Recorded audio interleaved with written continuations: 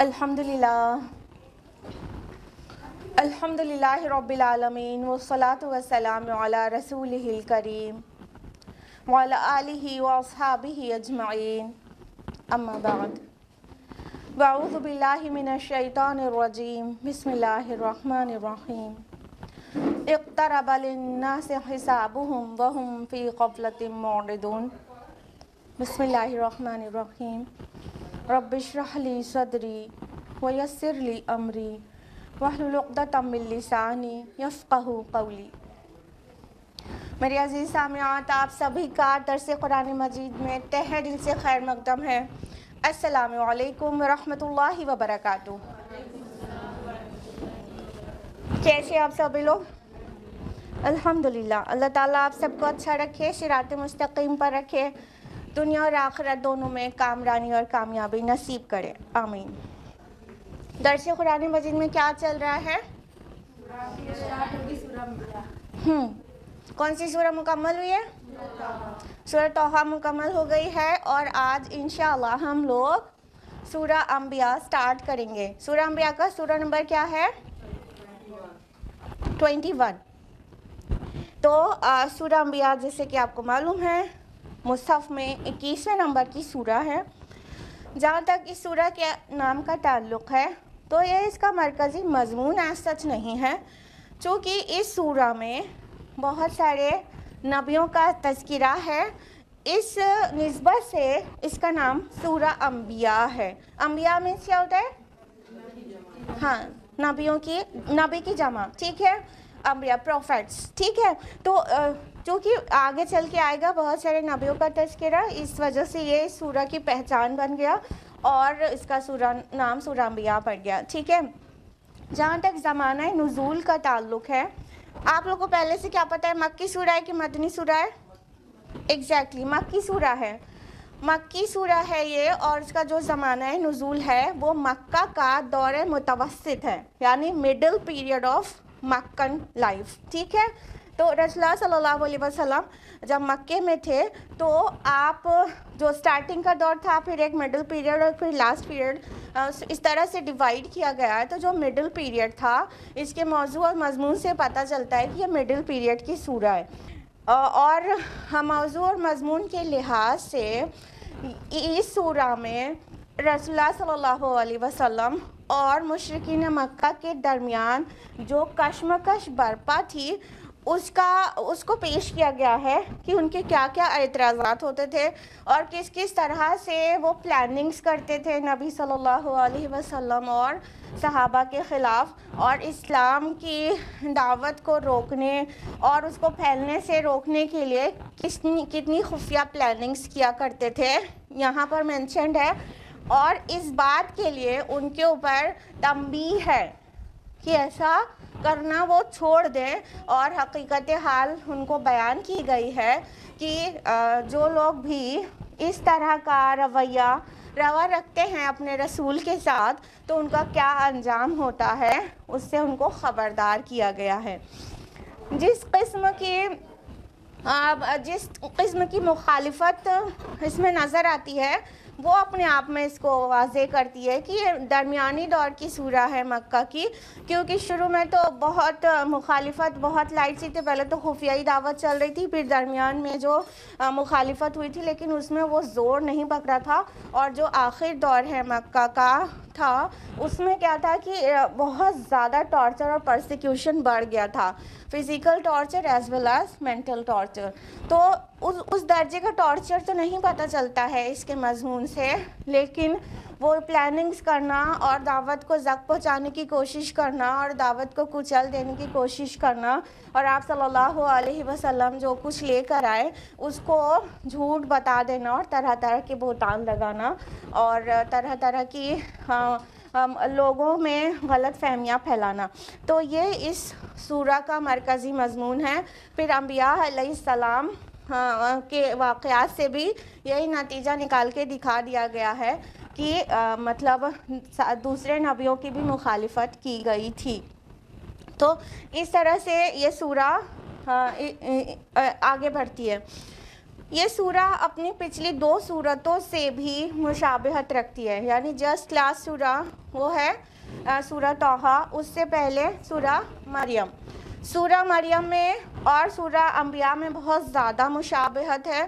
سورہ مریم میں بھی کئی انبیاء علیہم السلام کے واقعات بیان کیے گئے ہیں قصص النبیین کے انداز میں، اور اس سورہ میں بھی کئی انبیاء کے واقعات بیان کیے گئے ہیں۔ قصص النبیین اور انباء الرسل 2 الگ الگ اصطلاحات ہیں، پہلے بھی ہم کئی بار بتا چکے ہیں، لیکن اگر آپ میں سے کچھ لوگ نئے ہیں یا کچھ لوگ بھول گئے ہیں تو پھر سے بتا دیں۔ قصص النبیین یعنی انبیاء علیہ السلام کے واقعات قصے کی شکل میں، ٹھیک ہے، اور انباء الرسل یعنی ان رسولوں کے واقعات جن کو مطلب خبر دی گئی تھی، نبا میں خبر ہوتی ہے نا، تو خبر دی گئی تھی، کہنے کا مطلب رسول ان تک دعوت لے کر پہنچے تھے اور وہ نہیں مانے تھے تو ان پر عذاب آ گیا تھا۔ تو وہ 6 رسولوں کے واقعات جن کے قوم کے نہیں ماننے کے بعد ان کی قوم پر عذاب آ گیا تھا، ان تمام قصوں کو، ان تمام واقعات کو کہتے ہیں انباء الرسل، ٹھیک ہے۔ اور قصص النبیین کس کو کہہ سکتے ہیں؟ جن کچھ نبیوں کا ذکر ہے لیکن ان کی قوم پر عذاب آنے جیسا کوئی تذکرہ نہیں ہے۔ مثال کے طور پر ابراہیم علیہ السلام ہوئے، عیسیٰ علیہ السلام ہوئے، یحییٰ علیہ السلام ہوئے، اور یعقوب علیہ السلام، یوسف علیہ السلام، یہ سارے جو نبیوں کا تذکرہ ہے وہ قصص النبیین کے انداز میں ہے۔ یوسف علیہ السلام ہوئے، ٹھیک، لیکن آپ کو پتہ ہے 6 رسول ایسے ہیں جن کے دعوت دینے کے بعد ان کی قوم نہیں مانی تھی تو ان پر عذاب آ گیا تھا، اور قرآن نے ریپیٹڈلی اس کو بیان کیا ہے۔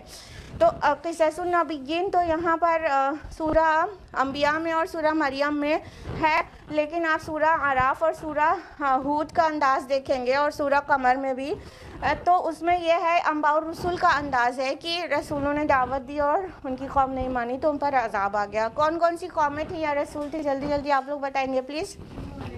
نوح علیہ السلام کی قوم، اور ہود علیہ السلام کی قوم عاد، صالح علیہ السلام کی قوم سمود، اور شعیب علیہ السلام کی قوم مدین، اور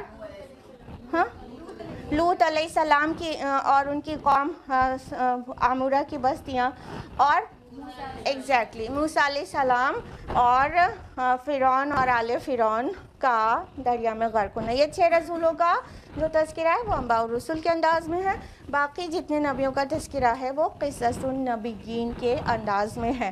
لہٰذا اس سورہ میں، سورہ انبیاء اور سورہ مریم میں خاصی مشابہت ہے۔ بیچ میں جو سورہ آ رہی ہے سورہ طٰہٰ، اس میں ایک بات تو کامن ہے کہ جیسے نبیوں ان دونوں صورتوں میں آگے پیچھے کی کئی نبیوں کا ذکر ہے، لیکن سورہ طٰہٰ میں ایک نبی کا ذکر بہت تفصیل کے ساتھ ہے، وہ ابھی آپ لوگ جی پوری تفصیل سے سن چکے ہیں، اور وہ ہے موسیٰ علیہ السلام۔ تو تینوں صورتیں مکی صورتیں ہیں اور مضمون اور ٹائم پیریڈ کے لحاظ سے ان میں مشابہت ہے۔ بس اتنی تمہید کے بعد ہم لوگ باقاعدہ شروع کریں گے یہ سورہ انبیاء۔ اعوذ باللہ من الشیطان الرجیم، بسم اللہ الرحمن الرحیم۔ اقترب للناس حسابهم وهم فی غفلۃ معرضون۔ لوگوں کے حساب کا وقت قریب آ چکا ہے لیکن وہ غفلت میں پڑے اعراض کیے جا رہے ہیں۔ کچھ ایسا نہیں لگ رہا ہے یہ سورہ ایک دم اچانک شروع ہو گئی، جیسے سورہ برات شروع ہوتی ہے، سورہ توبہ نا، بالکل صحیح آپ لوگوں نے پہچانا، یہ سورہ اچانک شروع ہو گئی ہے تنبیہ سے۔ یوزولی جو صورتیں ہم لوگ دیکھتے ہیں سٹارٹ ہوتی ہیں تو اس میں یا تو اللہ کی رحمتوں کا ذکر ہوتا ہے یا تو قرآن کی عظمت کا ذکر ہوتا ہے، رحمت کے ساتھ شروع ہوتی ہے، لیکن یہ سورت تنبیہ کے ساتھ شروع ہوئی ہے۔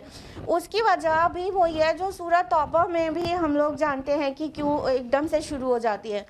اس کا ایک ریزن یہ ہے نا سورہ توبہ کے لیے کہ اس سے جو پچھلی سورہ ہے سورہ انفال، اب وہ جہاں پہ ختم ہو رہی ہے وہیں سے جیسے سورہ توبہ شروع ہو گئی ہو، تو اس سورہ میں بھی آپ یہ چیز پائیں گے کہ سورہ طٰہٰ جہاں پر ختم ہو رہی ہے جیسے اس کا بالکل سیکول ہے، اس کا مضمون کا ایک دم کنٹینیویشن ہے، تو وہیں سے جہاں پہ سورہ طٰہٰ ختم ہوئی ہے، جس طرح سے تنبیہ کر کے کہ نبی یہ لوگ سے کہہ دیجئے کہ ٹھیک ہے تم بھی انتظار کرو، ہم بھی انتظار کرتے ہیں، بالکل تنبیہ کے انداز میں.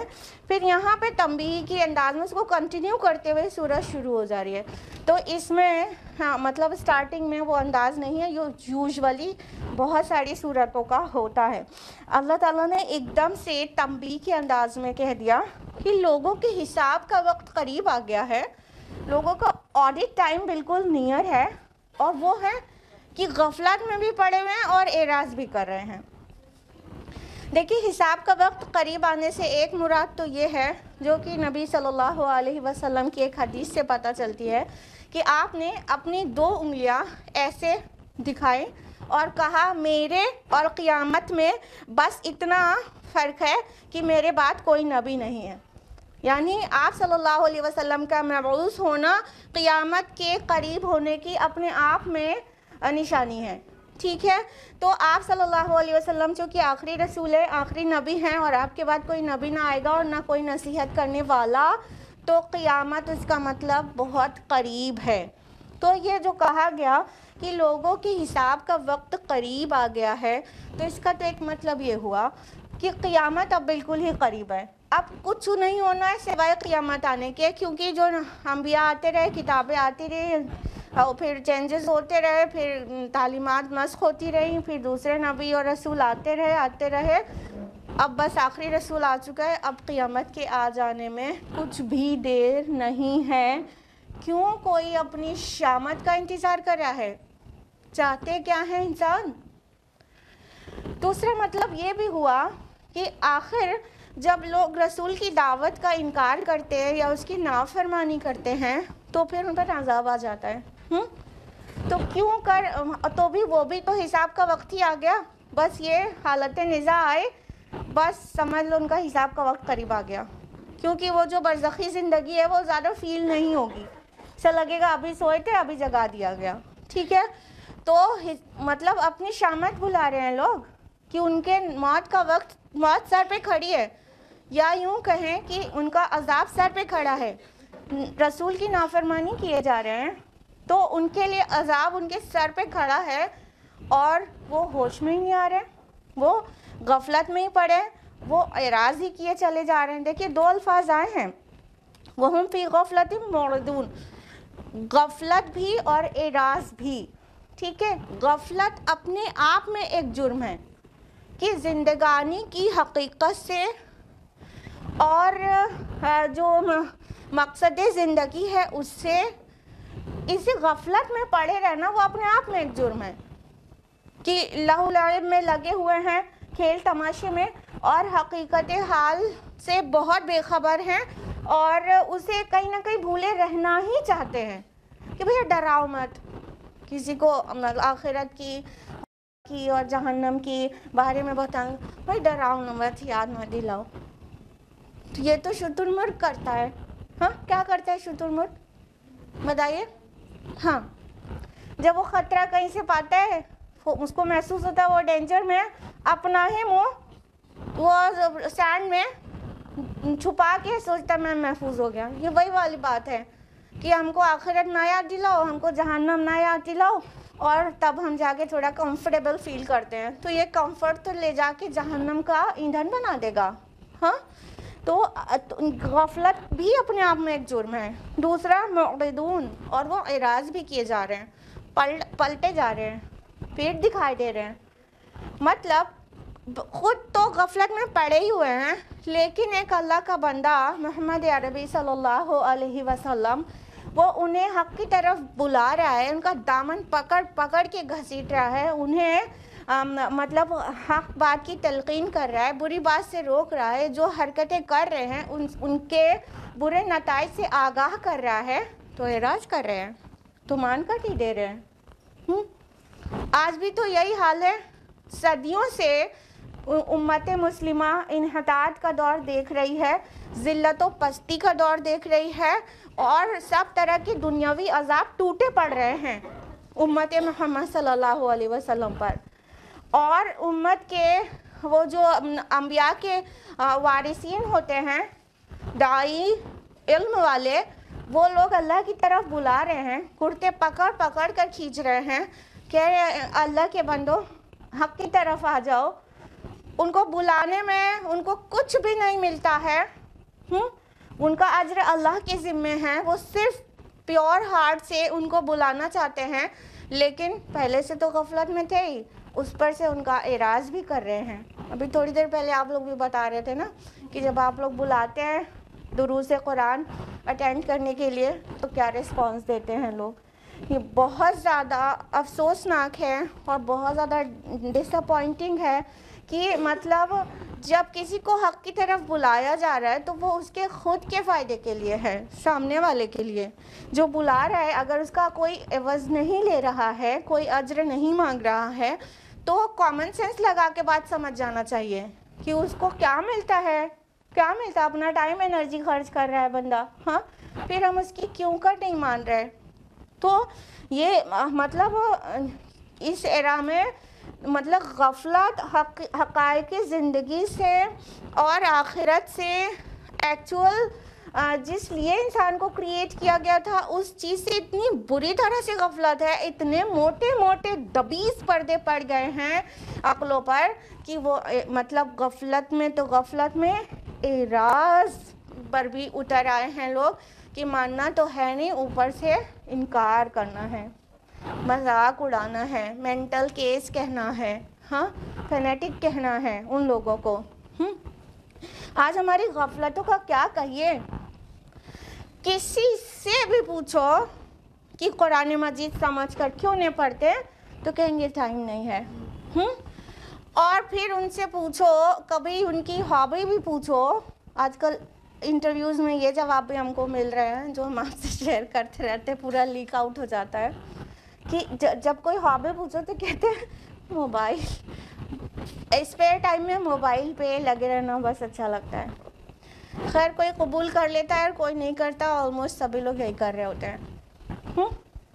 دیکھیے آج ہم سوشل میڈیا میں اتنا زیادہ ٹائم دے رہے ہیں، باوجود اس کے ہم ایک دم کیا کہنا چاہیے بے غیرت ہو کے کہتے ہیں کہ ہمارے پاس قرآن سمجھنے کا ٹائم نہیں ہے نا.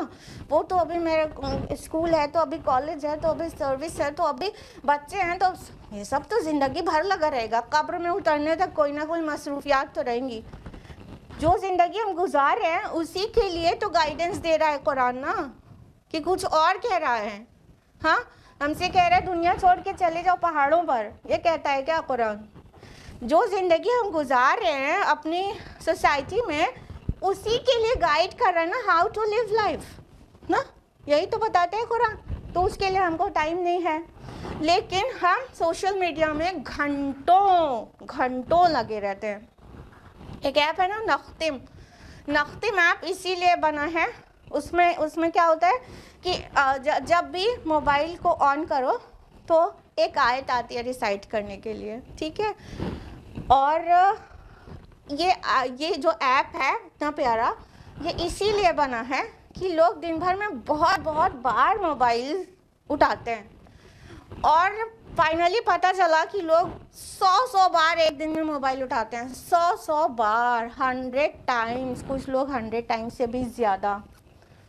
ہم خود ایک نیوز چینل پر ایک سروے دیکھ رہے تھے، تو اس میں جب لوگوں سے انٹریکٹ ہو کے ان کی بائٹس لی جا رہی تھی تو ان سے کچھ لوگ ایسے تھے جن سے پوچھا گیا کہ مطلب کتنے گھنٹے موبائل یوز کرتے ہیں.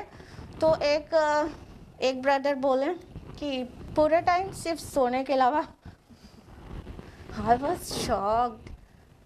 اتنا ٹائم ہم اپنا موبائل اور social media, especially social media میں گزار رہے ہوتے ہیں. باقی سم ٹائمز چیٹنگ کر رہے ہوتے ہیں اور کبھی فون پر بات کر رہے ہوتے ہیں گھنٹوں، جو ہمارے ہیلتھ کے لیے بھی انجوریس ہوتا ہے. لیکن وہ غفلت کا سب سے بڑا ثبوت ہے کہ ہم کہاں کھیل تماشے میں الجھے ہوئے ہیں، بالکل غافل ہیں. یعنی جو ہمارے دماغ پر، ہماری عقلوں پر جو پردے پڑے تھے وہ مزید دبیز ہوتے جاتے ہیں، موٹے تھکر ہوتے چلے جاتے ہیں. تو جب ہم اس طرح فالو کریں گے کہ کہیں نان ایشو میں بالکل ہی الجھ جائیں گے تو پھر ہمیں مین ایشو یاد کہاں رہے گا. معاملہ یہ ہے. اور پھر جب کوئی اللہ کا بندہ بلائے گا، اللہ کی بندی بلائے گی اللہ کی طرف، تو ہم اعراض کرنے میں ذرا دیر نہیں کریں گے. کہ نو آئی ڈونٹ ہیو ٹائم، ہم سے مت بتائیے. اور آپ لوگ کا جواب، آپ لوگ کو ملا ہوا جواب یہ تھا کہ یہ تو وہابی ہیں تو یہ تو 24 ہے. مطلب حق کی طرف بلاؤ تو ایک لیبل دے کے اپنے کو روک لیتے ہیں کہ ہم کو وہاں اس لیے نہیں جانا. اللہ تعالیٰ ہماری عقلوں کو پیوریفائی کر دیں. آمین. آیت نمبر 2 ہے ما یأتیہم من ذکر من ربہم محدث الا استمعوہ وہم یلعبون. نہیں آتی ان کے پاس ان کے رب کی طرف سے کوئی نئی نصیحت مگر یہ کہ اس کو سنتے ہیں کھیلتے ہوئے. اللہ تعالیٰ فرما رہے ہیں کہ ان کے رب کی طرف سے کوئی بھی ذکر، کوئی بھی نصیحت ان کے پاس نہیں آتی مگر جب بھی اس کو سنتے ہیں تو جیسے پلے فل ہو کر، کھیلتے ہوئے، مطلب سیریس ہے ہی نہیں، کھیلتے رہتے ہیں. رسول اللہ صلی اللہ علیہ وسلم مکہ میں کس مشقت شاقہ کے ساتھ میسج کو پہنچا رہے تھے، لیکن جب میسج کو پہنچایا جاتا تو ایسا ہنسی مذاق کرتے جیسے کوئی معمولی بات ہے، یا معمولی بات بھی نہیں، غیر ضروری باتیں، بالکل غیر ضروری بات، اور اپنے کھیل میں الجھے ہوئے تھے اور رسول اللہ صلی اللہ علیہ وسلم کی سن کر ہی نہیں دے رہے تھے. آپ صلی اللہ علیہ وسلم کو اس بات کی بہت زیادہ تکلیف رہتی تھی کہ مطلب یہ اپنے آپ کو نقصان میں ڈالے لے رہے ہیں اور میری بات نہیں سن رہے ہیں. تو ہر نصیحت کی بات کو کھیل تماشے کی طرح لیتے ہیں اور کھیل تماشے کو مقصد زندگی جیسے بنا لیا ہے. جبکہ ٹھیک ہے، کچھ تھوڑا سا سیر تفریح، انٹرٹینمنٹ انسان کو کرنا چاہیے، وہ بھی ایک زندگی کی ضرورت ہے، لیکن اس کا مقصد یہ ہونا چاہیے کہ انسان تھوڑا سا فریشن اپ ہو جائے. ٹھیک ہے، وہ تھوڑا بہت کام کر رہا ہوتا ہے، بہت مصروف رہتا ہے، تو تھوڑا سا مائنڈ فریش کرنے کے لیے چلو کہیں کبھی پکنک پر چلے گا، یہ سب میں مسئلہ نہیں ہے. لیکن صرف سیر سپاٹا، صرف ہنسی مذاق، صرف چیٹنگ اور صرف مطلب لہو لعب، بس یہی تو کیا مقصد زندگی یہ تھا؟ تھوڑا تو ٹائم دے انسان، تھوڑا اپنے آپ کو ٹائم دے، خاموش ہو کر بیٹھے یا لیٹے اور پھر سوچے کیوں بنایا اس کے رب نے اس کو، اور یہ جو پوری کائنات منظم طریقے سے چل رہی ہے، یہ سب کے پیچھے کیا مقصد ہے. کوئی بھی انسان اگر دھیان دے اور غور و فکر کرے تو وہ حقیقت کو پا جائے گا، ایون بغیر کلام اللہ کے، یقین مانیے. لیکن جب وہ کلام اس تک پہنچے گا تو اس بات کو ویریفائی کر دے گا کہ ہاں وہ بات تو بالکل سچی ہے. تو ذرا غور کرے تو بات سمجھ میں آئے. لیکن all time they are play full, they are playing, جیسے لگ رہا ہے کہ کچھ مطلب سیریس ایشو ہی نہیں ہے. اور ہم لوگوں کے سوسائٹی میں دنیا کی زندگی کو ایسے ہی لیا جاتا ہے کہ ارے 4 دن کی زندگی ہے، اس کے بعد مر جانا ہے، جتنا ہو سکے موج مستی کر لو، یہ کہا جاتا ہے. خوب موج مستی کر لو، اس کے بعد تو مر ہی جانا ہے. تو مرنا تو انہیں دکھتا ہے، مرنے کے بعد جو ایک ابدی زندگی کا دروازہ کھل جائے گا، اس کے بعد کیا ہوگا اس کے بارے میں بہت غفلت میں ہے انسان، بہت غفلت میں ہے. تو اللہ تعالیٰ نے تو اپنا کلام نازل کیا، اپنے رسول کو بھیجا، اور ان پر اتنی مشقتیں آئیں اس کو پہنچانے میں میسج کو، اور صحابہ نے اتنے ٹارچر سہے اور لوگوں کو میسج پہنچایا اور اس میں کوئی بھی کوتاہی نہیں کی. لیکن لوگ ہیں کہ وہ کھیل میں ہی پڑے ہوئے ہیں، کھیل میں ہی. آج کل سوشل میڈیا ہو یا موبائل کے گیمز، یہ سب جیسے زندگی کی پرائیورٹی بن گیا ہے، وہی مقصد زندگی بن گیا ہے. جیسے کہ فیس بک پہ دن بھر اسکرین اسکرال کرنے کے لیے انسان دنیا میں آیا تھا، اسی لیے آیا تھا کیا؟ ایک پاکستان کی ایک لڑکی کے بارے میں پورا ڈیٹیلز میں جانے کا وقت نہیں ہے، وہ بتا رہی تھی کہ رات میں وہ لوگ سوئے تو کچھ ڈاکو آ گئے، پھر اس کے ہسبینڈ کا مرڈر کر دیا. ٹھیک ہے، وہ ابھی 6 months ہوا تھا اس کے میرج کو. اس کا فائنلی اسٹیٹمنٹ یہ تھا کہ اگر میرے ہسبینڈ کو پتہ ہوتا کہ ابھی تھوڑی دیر کے بعد اس کو مر جانا ہے تو کیا وہ 12 بجے رات تک فیس بک دیکھ رہا ہوتا؟ مطلب وہ رو رہی تھی کہ وہ 12 سے 1 بجے تک تو فیس بک پر تھے اور 2:30 بجے ان کا مرڈر ہو گیا. تو یہ ہے زندگی کی حقیقت. ہم لوگ کو میں سے کوئی بھی جب بیمار ہوتا ہے تو بالکل پریشان ہو جاتا ہے, ہال جاتا ہے. تھوڑا سا بی پی بڑھ گیا, حالت خراب. تھوڑا سا کچھ بھی ایسا ہو گیا تو اس بات سے ڈر جاتا ہے کہ میں اللہ کے باغی ہوں, اور اگر یہ وقت وہ ہے کہ مجھے اللہ سے ملاقات کرنا ہے تو کس منہ سے جاؤں گی, کس منہ سے جاؤں گا. اسی لیے تو ایک دم پریشان, ایک دم ڈر کے ہاتھ پیر ڈھیلا کر کے پسینہ چھوڑ دیتے ہیں لوگ تھوڑی سی بیماری میں, صرف اس ڈر سے کہ مر نہ جائے. اور ابھی تو سیریس ہوئے نہیں تھے, اور ابھی تو توبہ بھی نہیں کی تھی, اور ابھی تو زندگی اپنی خواہشات کے پورے کرنے میں گزار رہے تھے, اور سڈنلی اللہ سے ملاقات کرنے کا وقت نہ آ جائے. اس وجہ سے ڈر جاتا ہے. مومن بندہ تھوڑی نہ ڈر جاتا ہے. جب مومن کی موت آتی ہے تو اس کے چہرے پہ تبسم ہوتا ہے, وہ اسمائل کر رہا ہوتا ہے, کیونکہ وہی تو وہ وقت ہوتا ہے جب وہ اپنے رب سے ملے گا. اس کا اسے بہت انتظار تھا, اور یہ جسم تو اس کے لیے پنجرے کا کام کر رہا تھا, اور یہ دنیا تو اس کے لیے قید خانہ تھی. تو مومن تھوڑی ڈر جاتا ہے اگر تھوڑا بیمار ہو گیا یا مرنے کا احساس ہو گیا کہ مر نہ جائے, وہ بہت خوش ہو جاتا ہے. لیکن جو اللہ کے باغی ہوتے ہیں نا, وہ ایک دم ڈر کے کانپنے لگتے ہیں کہ کہیں مر نہ جائے, چاہے وہ تھوڑی سی بیماری ہو, بس بی پی بڑھ گیا ہو, بس اور کچھ بھی نہیں, سب کچھ ٹھیک تھا, لیکن اتنا خوف طاری ہو جاتا ہے. پھر اس کے بعد اللہ پاک اچھا کر دیتا ہے, اور پھر اسی غفلت میں چلے جاتے ہیں. یہ کتنی عبرتناک بات ہے کہ کتنے لوگ مر جاتے ہیں. آج کل دیکھیے, ایسے تو کبھی بھی ہمیشہ ہی کسی ایج میں بھی کوئی مر جاتا ہے, وہ ہم لوگ کے مشاہدے میں آتا ہی رہتا ہے.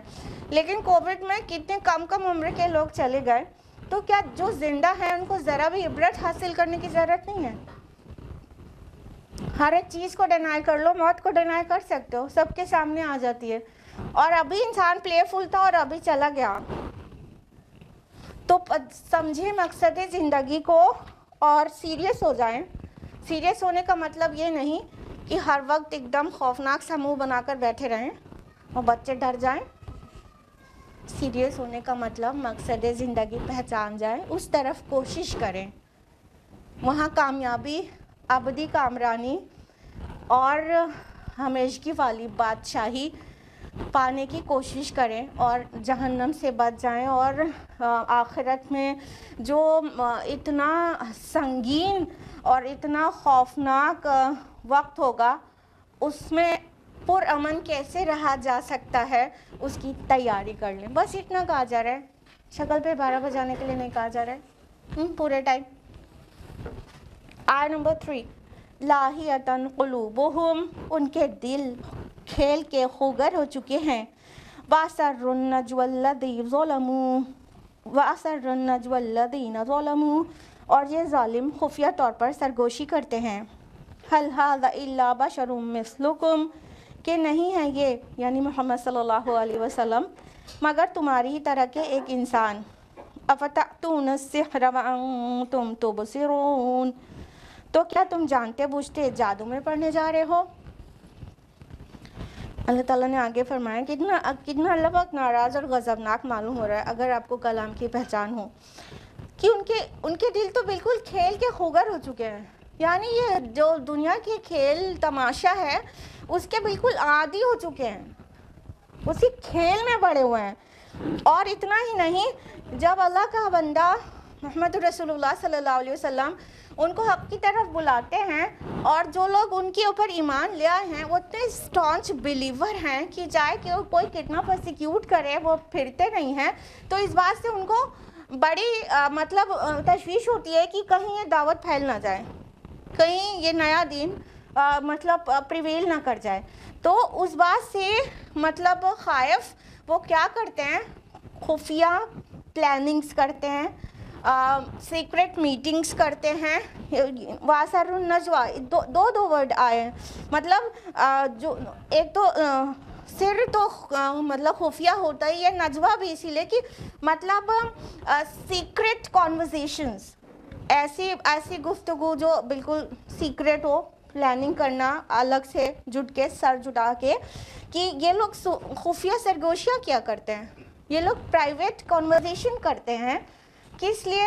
کہ اس دعوت کو کیسے روکا جائے, اور یہ محمد صلی اللہ علیہ وسلم کے دین پر اور لوگوں کو آنے سے کیسے روکا جائے اور کہ کس طرح سے بہکایا جائے، تو یہ پلاننگز کیا کرتے ہیں. اور آگے فرمایا کہ پھر وہ پلاننگ کا کیا نتیجہ لے کے باہر آئے کہ ارے یہ تو ہمارے اور تمہارے جیسا ہی انسان ہے، تو تم جانتے بوجھتے اور جو کچھ تمہیں متاثر کر رہا ہے اس کا کلام، تو اٹس نتھنگ بٹ واٹ، جادو ہے یہ تو، ہاں یہ تو میجک ہے، تم کیا جانتے بوجھتے جادو میں پڑھنے جا رہے ہو. یعنی ان کے پلاننگز کا آؤٹ کم یہ ہوتا ہے کہ لوگوں کو وہ بہکاتے پھرتے ہیں کہ تم جانتے بوجھتے کیوں جادو میں پڑھ رہے ہو. بہت ساری سیکرٹ میٹنگز ہوتی تھی، ان میں سے ایک آپ کے سامنے بیان کرتے ہیں. عتبہ بن ربیعہ جو کہ ہند بنت عتبہ کا والد ہے، ہند جو ابو سفیان کی بیوی ہے، یعنی عتبہ بن ربیعہ ابو سفیان کے فادر ان لا، ٹھیک ہے. عتبہ بن ربیعہ نے کہا کہ اپنے لوگوں سے، دیگر مشرکین سے، کہ ٹھیک ہے میں جا کے بات کرتا ہوں محمد سے صلی اللہ علیہ وسلم، میں بات کرتا ہوں. مطلب یہ لوگ کا جو وہ تھا موضوع گفتگو تھا کہ اس کی دعوت رک نہیں رہی ہے، کئی لوگ ایمان لے آتے ہیں اس کے دین پر، اور پھر وہ اتنے پختہ ہوتے ہیں کہ بالکل ٹس سے مس نہیں ہوتے ہیں، چاہے جو بگاڑ لو ان کا، بٹ وہ واپس نہیں آتے ہیں.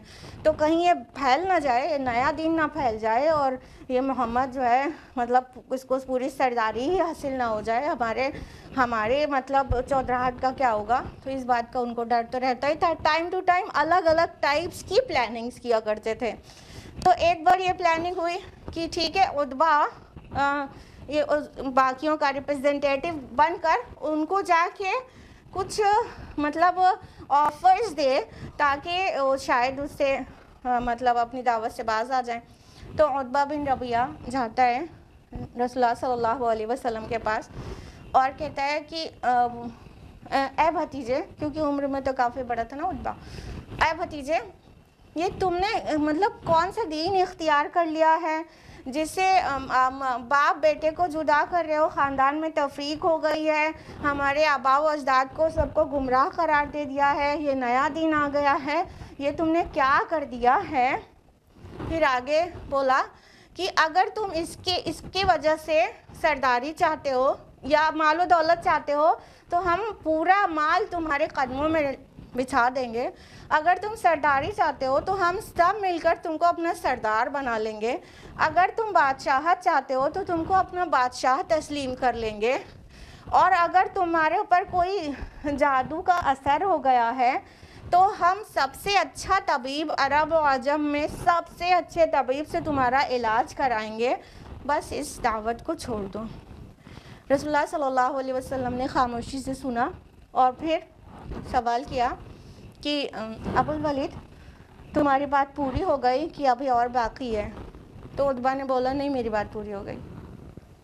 تو رسول اللہ صلی اللہ علیہ وسلم نے بس اعوذ باللہ بسم اللہ کے ساتھ سورہ حامیم سجدہ کی آیات تلاوت کرنا شروع کر دیا.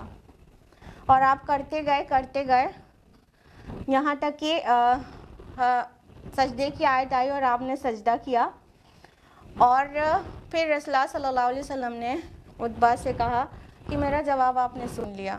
یعنی وہ ساری تنبیہات اس میں آ گئی تھی کہ تم کیا کر رہے ہو اور میں تمہیں کیا ایکچولی کس طرف بلا رہا ہوں.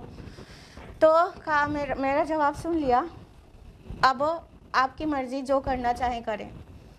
تو عتبہ وہاں سے اٹھا اور واپس اپنے لوگوں میں آیا. تو لوگوں نے کہا کہ اس کا چہرہ ویسا نہیں ہے جیسا گیا تھا، معاملہ کیا ہے؟ تو عتبہ نے کہا کہ دیکھو میں نے اسے ہر طرح سے آفر پیش کیا، لیکن نہ ہی اس کا جو کلام ہے جو وہ پیش کر رہا ہے، یعنی یہ قرآن مجید، نہ ہی وہ سحر ہے، نہ ہی وہ کہانت ہے، اور نہ ہی کوئی ایسی مطلب جادوی چیز. تو وہ جو کر رہا ہے اسے کرنے دو، اس کا راستہ چھوڑ دو. عتبہ کہہ رہا ہے خود اتنا بڑا مطلب اس قوم کا سردار اور مشرکوں کا اتنا بڑا لیڈر تھا، لیکن اس نے بولا کہ مگر اس کا راستہ چھوڑ دو. اگر عرب اس پر غالب آ گئے تو اس کا خون تمہارے گردن پر نہیں ہوگا، اور اگر وہ عرب پر غالب آ گیا تو اس کی سرداری تمہاری سرداری ہے، اس کی عزت تمہاری عزت ہے، اس کا راستہ چھوڑ دو۔ تو سب نے کہا تم پر تو سحر ہو گیا، تم پر بھی جادو ہو گیا، یہ کنکلوژن نکالا۔ تو یہ مطلب ٹائم ٹو ٹائم کہا کرتے تھے رسول اللہ صلی اللہ علیہ وسلم کے کلام کو، جو آپ اللہ کے کلام کو ان کے سامنے پیش کر رہے ہوتے ہیں، یہ تو جادو ہے۔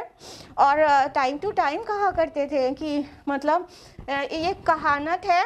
اور ان کے کانسیپٹ میں یہ بھی تھا، شاعر جب کہتے تھے کہ شاعروں کا، اچھے شاعر بڑے شاعروں کے متعلق ان کا مطلب عقیدہ یہ ہوتا تھا کہ اس کے قبضے میں کوئی جن ہے جو اسے القاء کرتا ہے، مطلب اتنی اچھی شاعری کرنے کے پیچھے یہ ہے کہ ان کے پاس کوئی جن ہے۔ تو رسول اللہ صلی اللہ علیہ وسلم کے بارے میں بھی یہ سب کچھ کہا کرتے تھے کہ کوئی جن قبضے میں ہے، جو شیطان القاء کرتا ہے، یہ کاہن ہے، یہ شاعر ہے، یہ مجنون ہے۔ دیکھیے سچ تو ایک ہوتا ہے اور جھوٹ تو انگنت ہو سکتے ہیں، ہزاروں نا۔ تو جب جھوٹی بات ہے تو وہ کتنی چینج ہوتی رہتی ہے، وہ اپنے آپ میں وہ بتا دیتی ہے کہ وہ جھوٹ ہے۔ یعنی وہ کبھی شاعر بول رہے ہیں، کبھی کاہن بول رہے ہیں، کبھی مجنون بول رہے ہیں، کبھی وہ ساحر بول رہے ہیں، کچھ بھی مطلب بولتے ہی جا رہے ہیں الگ باتیں۔ تو الگ الگ باتیں تو اس کا مطلب ہے کہ وہ جھوٹی ہیں۔ اور نبی صلی اللہ علیہ وسلم کے کردار اور اخلاق کے سامنے وہ سب باتیں کہنا مطلب کس درجے کا احمقانہ بات تھی۔ کوئی بھی سلیم العقل انسان دیکھ کر سمجھ سکتا تھا کہ انسان اس شخص کی باتیں کتنی صاف ستھری اور سیدھی سیدھی ہیں، اس میں نہ ہی کہیں سحر کی کوئی آمیزش معلوم ہوتی ہے اور نہ ہی کوئی دیوانہ ایسی بات کر سکتا ہے کبھی بھی۔ تو ان کا کیا تھا پلان، جو پلاننگ خفیہ ہوتی تھی تو اس میں یہ رہتا تھا کہ کون سی ایسی اسٹریٹجی ہم لوگ اپنائیں کہ باقی لوگ اس کی بات سننا بند کر دیں یا سنیں تو اثر نہ کرے۔ تو اب یہ لے کر آئے کہ ہم لوگ یہ بولیں گے کہ یہ تو ہمارے جیسا اور تمہارے جیسا ایک انسان ہے۔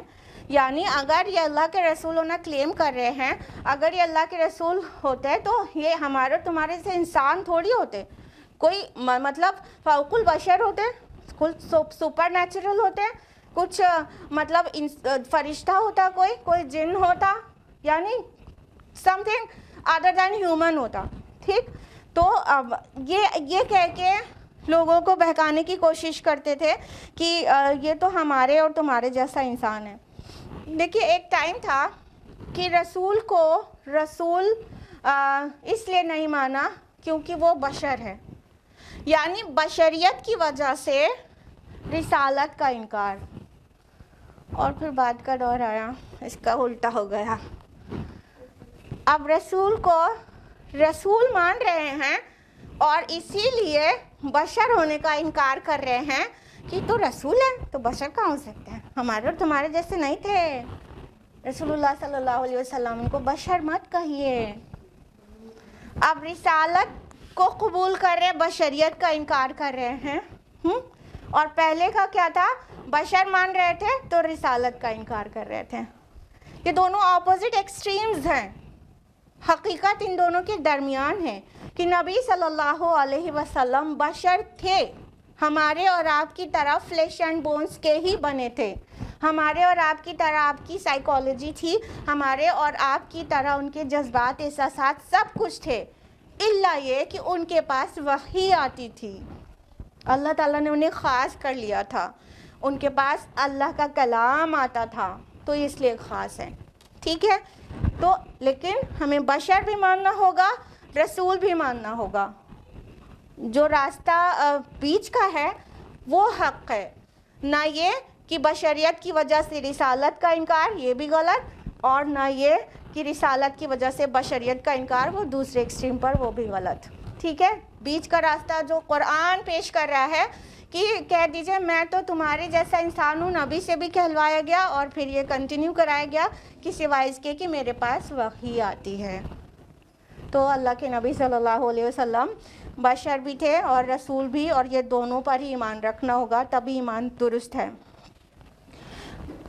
تو ہم یہ کہہ رہے تھے کفار مکہ کہ تم جانتے بوجھتے ایسے عقل مند لوگ، یو ریشنل پیپل، آپ لوگ اس طرح سے جانتے بوجھتے جادو میں پڑے جا رہے ہیں. یعنی ہم تو آپ کے خیر خواہ ہیں، یہ جادوگر ہے، تم پر جادو کر دیتا ہے، گھروں کو توڑوا دیتا ہے. اس کی بات مت سنو. تو یہ پلان سیٹ کر کے جو خفیہ میٹنگ میں پلان ہوتا تھا، یہ پوری میٹنگ کا جو بھی کنکلیوژن نکلتا تھا یہ ان خاص لوگوں میں پھیلا دیا جاتا تھا. پھر وہ پورے شہر میں پھیل جاتے تھے، اور کوئی بھی باہر سے آ رہا ہوتا یا کوئی بھی نئے بندے کو دعوت رسلا پہنچاتے تو اس کا برین واش کرتے، یا تو دعوت پہنچانے سے پہلے ہی یہ جا کر اس کو بتا دیتے محمد نامی ایک شخص ہے، معاذ اللہ وہ مجنون ہے، وہ ساحر ہے، وہ ایسا ہے اور وہ ویسے، اس کی بات مت سنا. اینڈ یو نو وَمَكَرُوا وَمَكَرَ اللَّهُ وَاللَّهُ خَيْرُ الْمَاكِرِينَ. وہ بھی پلان کرتے ہیں اور اللہ بھی پلان کرتا ہے، اور اللہ بیسٹ پلانر ہے. وہ جا کے بتاتے تھے کہ محمد نام کا کوئی شخص تمہیں کچھ بتائے گا تو سننا نہیں. لوگوں میں کیوریوسٹی ہو جاتی تھی کہ دیکھیں تو ایسی کون سی بات کرتا ہے. Means negative publicity also works at that time and this time to.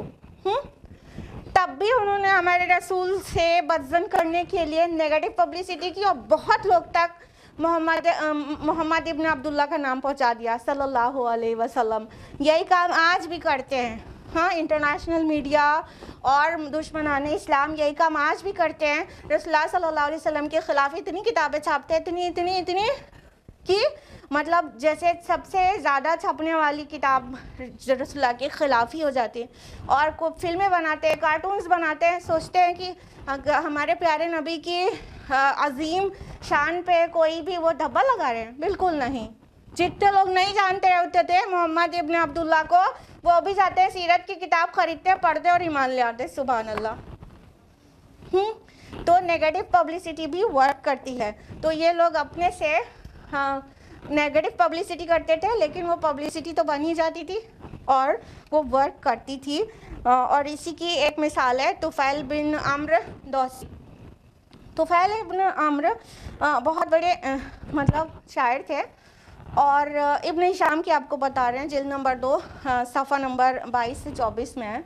طفیل ابن عمرو آئے خانہ کعبہ. پہلے سے ان کو بتا دیا گیا تھا کہ محمد ابن عبداللہ نام کا ایک شخص ہوگا، وہ مجنون ہے اور وہ ساحر ہے، وہ جادو کر دیتا ہے، اس کی باتیں جو ہیں گھر توڑوا دیتی ہیں، اور اس کی بات مت سنا. انہوں نے کہا کہ میں اتنا ڈر گیا تھا کہ میں کان میں روئی ٹھوس کے آیا تھا. ٹھیک ہے. اور پھر وہ حرم میں دیکھا کہ رسول اللہ صلی اللہ علیہ وسلم قرآن مجید کی تلاوت کر رہے ہیں، تو اس کی آواز اس کے کان میں گئی، تو اس نے اپنی روئی نکال لیا اور سننے لگا. اور یہ سوچ کر اپنا بعد میں سب پورا ایکسپریس کیا اپنے آپ کو کہ میں نے سوچا میں بالغ اور عاقل انسان ہوں، اگر کچھ ایسی ویسی باتیں ہوں گی تو میں سمجھ لوں گا کہ ہاں کیا صحیح کیا غلط ہے، میں اپنے سے جج کر لوں گا. کوئی میں بچہ تو نہیں ہوں کہ یہ محمد مجھے بہکا لے گا صلی اللہ علیہ وسلم. یہ سوچ کر انہوں نے بات سنا شروع کر دی. اب قرآن اور جو شاعر ہو اور جو کلام کی پہچان رکھتا ہو اور جو لٹریچر کا ماہر ہو، اس کے اوپر یہ کلام مطلب ایسے جادو کی طرح اثر کرتا تھا کہ مطلب سچ مچ میں وہ جادو کہتے تھے لیکن اس کا اثر ہی ایسا ہوتا تھا. تو وہ بالکل مطلب یہ قرآن مجید سن کر بالکل حواس بھاگتا کہ یہ کتنا پیارا کلام ہے. تو وہ گئے طفیل ابن عمرو دوسی رضی اللہ عنہ، وہ گئے رسول اللہ صلی اللہ علیہ وسلم کے پاس اور کہنے لگے کہ مجھے تو آپ کے بارے میں یہ کہا گیا تھا کہ ایسے کوئی جادو کر دیتا ہے اور مطلب ان کی بات مت سنا. آپ کی دعوت کیا ہے؟ آپ کہتے کیا ہیں؟ آپ کا میسج کیا ہے؟ بتائیے. تو انہوں نے بتا دیا، توحید کی دعوت دے دیا، رسالت کی دعوت دے دیا. اسی وقت طفیل ابن عمرو دوسی ایمان لے آئے. سبحان اللہ. تو بعد میں انہوں نے پوری بات بتائی کہ ان کے ساتھ کیا ہوا تھا. تو انہوں نے نیگیٹو پبلسٹی کر کے تو پہلے ہی پہنچا دیا تھا، بس تھوڑا سا کام بچا تھا وہ آپ صلی اللہ علیہ وسلم نے کر دیا. تو اللہ تعالیٰ اس طرح سے ہدایت جس کو چاہتا ہے دیتا ہے. اور کوئی بھی دنیا کی پوری دنیا، پورا یورپ اور پورا امریکہ مل کر آج کے دور میں اسلام سے روکنا چاہے یا حق اور ہدایت پر آنے سے کسی کو روکنا چاہے تو وہ کچھ بھی نہیں کر سکتا بلکہ اور مدد کر دیتا ہے. سبحان اللہ. یہ اللہ تعالیٰ کا پلان ہوتا ہے. اللہ تعالیٰ بیسٹ پلانر ہے. آیت نمبر 4. قال ربی یعلم القول فی السماء والارض وهو السمیع العلیم. رسول صلی اللہ علیہ وسلم نے کہا کہ میرا رب جانتا ہے ہر اس بات کو جو آسمان اور زمین میں ہے، اور وہ سب کچھ سننے والا اور سب کچھ جاننے والا ہے. یعنی ان کی جتنی خفیہ پلاننگز ہوتی تھیں، ان کی جو سیکرٹ میٹنگز ہوتی تھیں، اس کے بارے میں اللہ کے رسول صلی اللہ علیہ وسلم بالکل بادرڈ نہیں تھے. آپ صلی اللہ علیہ وسلم نے کیا کہا؟ بس یہ کہ میرا اللہ تو جانتا ہی ہے، چاہے کتنے مطلب 10 کمروں کے اندر گھس کے سیکرٹ پلاننگز کر لیں تو ہر اس بات کو اللہ تعالیٰ جانتا ہے جو آسمانوں میں ہے، جو زمین میں ہے، اور وہ السمیع سب کچھ سننے والا اور العلیم سب کچھ جاننے والا ہے. یعنی ان کی جو پلاننگز ہیں اس سے رسول اللہ صلی اللہ علیہ وسلم بالکل بھی پریشان نہیں تھے کہ سب بگاڑے دے رہے ہیں، میری مس پبلسٹی کر رہے ہیں، یا تو اسلام کے خلاف پروپیگنڈا کر رہے ہیں، تو کیا ہونے والا ہے، تو فیوچر کیسا ہوگا. اس بات کے لیے پریشان نہیں تھے. رسول اللہ صلی اللہ علیہ وسلم پریشان ہوتے تھے لیکن کس بات کے لیے؟ یہ مان نہیں رہے، آگ میں چلے جائیں گے، یہ رسول کا انکار کر رہے ہیں، اس کا نتیجہ بہت برا ہوگا، ان پر عذاب آ جائے گا. اس بات کا درد تھا جو آپ کو پریشان کرتا تھا، ورنہ آپ کی پریشانی کا سبب یہ نہیں تھا کہ یہ لوگ طرح طرح کی پلاننگ سے ہم لوگ کو اور اسلام کو زخم پہنچانا چاہتے ہیں، تو پھر اسلام کا کیا ہوگا. یہ آپ کی فکر نہیں تھی. آپ کی فکر یہ تھی کہ یہ خود جو انکار کر رہے ہیں ان کا خود کی کیا بنے گی. یہ میری قوم کے لوگ ہیں، میں انہیں جنت میں دیکھنا چاہتا ہوں، جو کہ کام کر رہے ہیں جہنم میں جانے کا. اس وجہ سے آپ کو فکر رہتی تھی. اور یہ پلاننگ کے جواب میں کیا کہہ رہے ہیں ہمارے پیارے نبی کہ اللہ تو سب جانتا ہے جو آسمانوں میں اور جو زمین میں. اللہ سے چھپ کے کون سی پلاننگ کر لیں گے؟ ایسی کون سی پلاننگ ہوگی جو اللہ تعالیٰ کو نہیں پتہ چلے؟ وہ کون سی ایسی جگہ ہوگی جہاں پہ جانے کے بعد اللہ پاک نہیں سن پائے؟ اللہ السمیع ہے اور العلیم ہے. تو آپ صلی اللہ علیہ وسلم اتنا ہی کہہ کے بہت مطمئن ہو جاتے تھے. آیت نمبر 5. بل قالوا اضغاث احلام. بلکہ وہ یہ کہتے ہیں کہ یہ کلام پریشان خیالات ہیں. بل افطرا. بلکہ اس نے خود گڑھ لیا ہے. بل ہوا شاعر. بلکہ یہ تو شاعر ہے. فلیأتنا بآیۃ کما ارسل الاولون.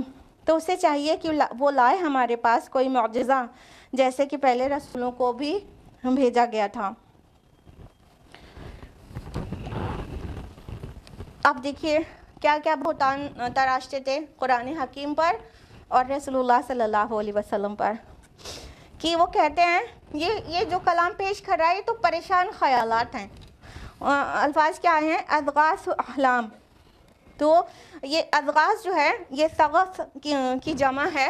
اس کا معنی ہوتا ہے الجھی ہوئی گھاس جس میں مطلب تری بھی ہو اور سوکھی بھی ہو، سب طرح کی وہ الجھی ہوئی ہو. ٹھیک ہے، تو اسی سے یہ فریز نکلا ہے اضغاث و احلام، یعنی پریشان خیالات. وہ خواب، وہ خیالات جس کا مطلب جس کی حقیقت سمجھ میں ہی نہ آئے، جو اپنے آپ میں اتنا الجھا ہوا ہو کہ اس کی ریالٹی کے اوپر دماغ کھپانا بے وقوفی لگے، اس کے ٹائم اٹینشن دینا کوئی ضرورت نہ ہو، جس کی فکر کرنے کی، جس کو کنسیڈر کرنے کی کوئی سرے سے ضرورت ہی نہ ہو. اسی لیے اضغاث و احلام ایسے پریشان خیالات کو کہتے ہیں. تو یہ جو کلام رسول اللہ صلی اللہ علیہ وسلم پیش کر رہے تھے، جو ان کے اوپر بھی جادو کی طرح اثر کرتا تھا، متاثر ہو جاتے تھے، اسی لیے تو پلاننگز کرتے تھے کہ ہم ایسا کیا کہیں کہ یہ کلام کسی کے کانوں میں جانے ہی نہ پائے. تو اب بہتوں کو یہ کہہ کے گمراہ کرتے تھے یہ تو پریشان خیالات ہیں، اس میں کچھ رکھا نہیں ہے، یہ کچھ ہے نہیں، یہ جو کلام پیش کرتے ہیں کچھ بھی نہیں، بالکل پریشان خیالات ہیں، اس کو غور کرنے کی سرے سے ضرورت ہی نہیں ہے، یہ کہتے تھے. جبکہ ابو جہل، اخنس اور یہ خود چھپ کر راتوں کو آپ صلی اللہ علیہ وسلم کے گھر کے باہر جب آپ تہجد میں قرآن پڑھا کرتے تھے تو اپنی رات کی نیند قربان کر کے سنا کرتے تھے، اتنی لذت ملتی تھی ان کو اس کلام سے. لیکن ان کو چونکہ اپنی چودراہٹ چاہیے تھی اور کبر تھا ان کے اندر، اور رسول اللہ صلی اللہ علیہ وسلم کی اطاعت ان کو منظور نہیں تھی، اسی وجہ سے تو کچھ بھی پلان تو کرنا ہی تھا، کچھ بھی بہتان تو لگانا ہی تھا. تو کبھی کہتے ہیں پریشان خیالات ہیں، کبھی کہتے ہیں خود گڑھ لیا اس نے. یہ کہتے ہیں اللہ کا کلام ہے لیکن کوئی فرشتہ ورشتہ نہیں آتا ان کے پاس، بلکہ انہوں نے تو خود گڑھا ہے. پھر کبھی کہتے ہیں کہ نہیں، جیسے شاعروں کے پاس ایک جن ہوتا ہے، ان کے پاس بھی ایک جن ہے، وہ شیطان ان کو القاء کرتا ہے. معاذ اللہ ثم معاذ اللہ، شیطان القاء کرتا ہے اور یہ ان کے گڑا گڑایا کلام ہے. کبھی کہتے ہیں کہ کوئی یہودی غلام چھپا رکھا ہے اپنے گھر میں، وہ بتاتے رہتے ہیں. تو یہودیوں کے ہاں جو کتابیں تھیں وہی کہانیاں تو یہ بھی پیش کرتے ہیں، تو یہودی غلام نے سکھایا ہے، یہ کہتے تھے. تو آن دا ہول بات تو یہی ہوئی کہ اس نے خود گڑھا ہے معاذ اللہ. اور کبھی کہتے ہیں بل ہوا شاعر، بلکہ یہ تو شاعر ہے. شاعر کہہ دیتے تھے رسول اللہ صلی اللہ علیہ وسلم کو، جبکہ ہمارے پیارے نبی کی شان یہ تھی کہ کبھی ایک شعر بھی درست طریقے سے آپ نے نہیں کہہ پائے. مطلب آپ صلی اللہ علیہ وسلم کا عقل، فہم، لیڈرشپ اور آپ کا سیکولر لیول پر سب سے زیادہ سکسیزفل پرسن ہونا، ریلیجیس لیول پر سب سے زیادہ سکسیزفل ہونا، یہ ساری چیزوں کے باوجود اللہ تعالیٰ نے ہمارے پیارے نبی کو شعر کہنے کے لیے اتنا بھولا بنایا تھا کہ آپ نے ایک مرتبہ ایک شعر کہا، اس میں بھی کچھ غلطی ہو گئی تو حضرت ابوبکر رضی اللہ عنہ نے مسکرا کر کہا یا رسول اللہ، ہم گواہی دیتے کہ آپ اللہ کے رسول ہیں. مطلب یہاں آپ کا کام ہی نہیں ہے شعر کہنا، ایک شعر آج تک آپ نے کہا ہے وہ بھی غلط ہو گیا. تو ہمارے پیارے نبی کے پاس اتنی عقل اور اتنی سمجھ تھی ہر بات کی، لیکن شعر کہنا آپ کو آتا ہی نہیں تھا. سبحان اللہ. اور یہ کیا کہہ رہے ہوتے تھے؟ یہ شاعر ہے. یعنی اب ان کے بڑے بڑے شعراء جو تھے ان کے کلام کا اثر، وہاں پہ ہر بچہ شاعر ہوتا تھا، تھوڑا موڑا، ہر عورت شاعر ہوتی تھی تھوڑی، مطلب سب کو شعر کہنا تھوڑا بہت آتا تھا. تو اور جو ان کے مطلب بڑے شعراء ہوتے تھے تو ان شعراء کے کلام کا اثر، ان کے اشعار کا اثر لوگوں کے ذہنوں پر ایسا ہوتا تھا کہ بالکل متاثر ہو جاتے تھے بری طرح.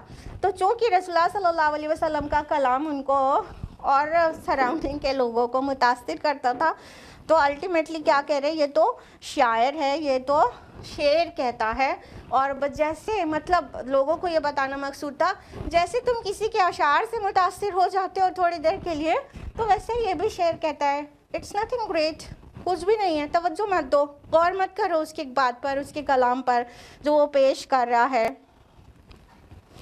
اور یہ رسول اللہ صلی اللہ علیہ وسلم کے کلام میں جو لذت تھی، اس کے خلاف یہ بھی پلان ہوا کہ اب کیا کیا جائے کہ مطلب جو بھی سنتا ہے قرآن کو تو وہ مطلب اس کے اوپر بہت زیادہ اثر ہو جاتا ہے، اور جو ان کے گروپ میں ان کی صحابہ میں شامل ہو جاتا ہے وہ کبھی پلٹتا نہیں ہے واپس.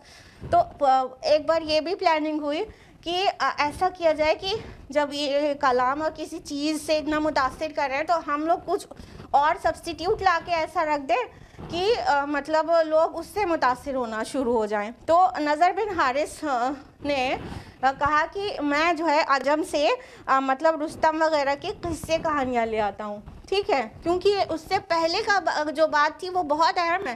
اس سے پہلے کیا کہا تھا؟ دیکھو ہم جانتے ہیں شاعر نہیں ہے کیونکہ شاعروں کا کلام ایسا نہیں ہوا کرتا. ہم جانتے ہیں یہ مجنوں نہیں ہے کیونکہ مجنوں کو ہم لوگوں نے پاگلوں کو دیکھا ہے کیسی باتیں کرتے ہیں. ہاں ہم جانتے ہیں جھوٹا نہیں ہے کیونکہ ہم لوگ 40 سال اس کے ساتھ رہے ہیں اور کبھی ایک جھوٹ بھی ریکارڈڈ نہیں ہے. ٹھیک، تو یہ ہر بات میں خود تو جان ہی رہے تھے، اپنی میٹنگز میں یہ بات کر رہے تھے کہ ہم جانتے ہیں نہ شاعر ہے نہ کاہن ہے، ہم نے کہانت دیکھی ہے کیسی بے سر پیر کی ہوتی ہے. ٹھیک ہے، ایک سچی بات اور بہت سارا جھوٹ. تو کہانت بھی ہم نے کاہنوں کو دیکھا، ہم نے شاعروں کو دیکھا، ہم نے مجنون کو دیکھا، اور یہ محمد ان میں سے کوئی نہیں ہے. تو اب کہاں مطلب لوگوں کو کہیں اور انگیج کیا جائے، جیسے اس کا کلام لوگوں کو ایک دم سے پوزیس کر لیتا ہے. تو پھر نضر بن حارث باہر سے کچھ قصے کہانیاں لے آیا، لاحول حدیث جس کو قرآن حکیم نے سورہ لقمان میں کہا ہے، ٹھیک، کھیل تماشے والی باتیں. اب وہ رستم کے اور کس کے قصے، پہلے کا انٹرٹینمنٹ یہی تھا کہ اب جیسے گھر کے چیزوں سے فری ہوئے تو شام کو اکٹھا ہو گئے، پھر قصہ گوئی، کہانی گوئی، داستان گوئی چل رہی ہے، اس میں بزی ہیں. ابھی اس کا انداز تھوڑا بدل گیا، اب سب کے ہاتھ میں اسمارٹ فون ہے، اور پہلے سب لوگ چوپال بنا کے بیٹھتے تھے اور جو ہے وہ افسانہ گوئی ہوتی تھی. تو یہ نظر بن حارث کچھ افسانے، کچھ رستم وغیرہ کی کہانیاں عجم سے لے آیا باہر سے، مطلب قرآن کے مطلب مخالفت میں، کہ اس کے بجائے لوگ اس میں بزی رہیں. جب یہ بزی رہیں گے تو یہ محمد کا کلام سننے کی ان کو وقت ہی نہیں ملے گا صلی اللہ علیہ وسلم. تو دیکھا آپ نے، یہ شیطان نے اسمارٹ فون آپ کے ہاتھ میں پکڑا دیا ہے کہ جب یہ اس میں الجھے رہیں گے نا تو قرآن پڑھنے کا وقت ہی نہیں ملے گا. تو یہ نظر بن حارث کا جو پلان تھا وہ ہائی ٹیک ہو کر اس دور میں بھی پھیلا ہوا ہے. پہلے ٹیلی ویژن کو وہ جگہ حاصل تھی، اب اس سے کم ہو کر موبائل کو وہ جگہ مل گئی ہے، ٹھیک ہے. تو یہ شیطان کا آلہ ہے جو بار بار ہم کہہ رہے ہیں، سوشل میڈیا اور موبائل میں اتنا زیادہ آکیپائڈ رہنا. تو پہلے داستان گوئیاں تھیں، تو داستان لے کر آ گیا تھا وہ نصر بن حارث، اور اس میں لوگوں کو آکیپائی کر کے رکھا تھا کہ نہ کسی کو اتنا ٹائم رہے. مطلب جب آدھی رات تک یا پوری رات تک افسانہ گوئی ہوتی رہے گی، سنتے رہیں گے، ایک تو دماغ پہ سوار رہے گا، ہوتا ہی نہیں ہوتا. کوئی بھی چیز کو آپ بہت زیادہ ٹائم دینے لگ جائیں تو آپ کے دماغ کو خمار کی طرح ڈھانپ نہیں لیتا وہ چیز. تو کوئی بھی چیز ہو، اچھی بھی اور بری بھی، تو دماغ پہ وہ سوار ہو جائے گا، اور اتنی تھکان اور اتنا مطلب لیزینس رہے گی کہ وہ اٹینٹیولی اور رسول اللہ صلی اللہ علیہ وسلم کا کلام سنیں گے ہی نہیں. تو اس پلانس کے ساتھ مطلب باہر سے قصہ گوئی، کہانی گوئی کرنے کے لیے داستانیں لے آئی گئیں. اور پھر جو ایک آرگیومنٹ یہ اور کرتے تھے وہ کیا، کہ اگر یہ رسول ہوتا تو ہمارے پاس کوئی نشانی لاتا نا. پہلے کے رسول جو تھے تو وہ نشانیاں لائے تھے، معجزات لے کر آئے تھے، اور انہوں نے کھلے کھلے معجزات دکھائے. یعنی وہ حصی معجزے کا مطالبہ کرتے تھے. بہت ساری مکی صورتوں میں یہ ان کا مطلب آرگیومنٹ رہا ہے. ہم لوگ ٹائم ٹو ٹائم وہ آتا بھی رہتا ہے ہم لوگ کے درس میں، کہ کہتے تھے حصی معجزہ دکھائیے. آخر عیسیٰ نے دکھایا علیہ السلام کہ مردوں کو زندہ کر دیتے تھے، اور کوڑی کو اور لیپرز کو شفا دے دیتے تھے نا.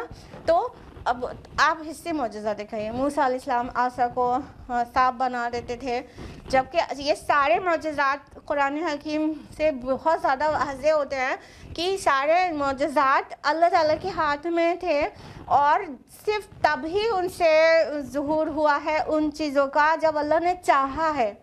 اور رسول کے ہاتھ میں بھی اس ٹائم کے علاوہ ہر وقت رسول کے اپنے بس میں نہیں تھا کہ وہ کر لیتے.